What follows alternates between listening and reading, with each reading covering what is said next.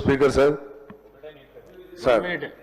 గత ప్రభుత్వంలో 10 సంవత్సరాల్లో వారి ఎమ్మెల్యేలని జూలై నుంచి ఆగస్టు వరకేమో హరితహారం పేరు మీద, సెప్టెంబర్ అక్టోబర్లోనేమో బతుకమ్మ చీరలతోని, నవంబర్ డిసెంబర్ ఏమో పట్టణ ప్రగతి పల్లె ప్రగతి అని చెప్పి ప్రోగ్రామ్తోని.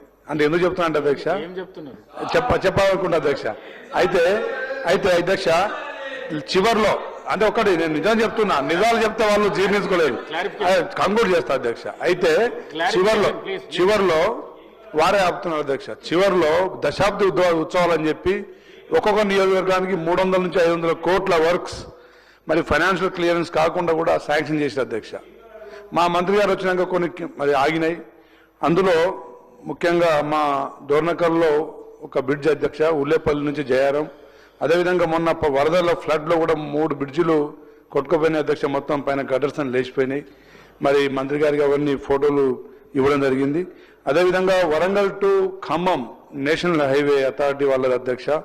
కొంచెం మా వెంకన్న గారు వరంగల్ మీద కూడా కన్ను పెట్టి మరి అది ఎయిర్పోర్ట్కి పోయే దారి, ఇప్పుడు మనం కొత్తగా ఏర్పాటు చేసుకునే ఎయిర్పోర్ట్కి పోయే దారి ప్లస్ ట్రాఫిక్ బాగా పెరిగింది అధ్యక్ష. యాక్సిడెంట్స్ ప్రమాదాలు చాలా ఎక్కువైతున్నాయి. అది గతుకులుగా మారి గత ప్రభుత్వం నిర్లక్ష్యం వల్ల ప్రాణాలు చాలా పోయినాయి అధ్యక్ష.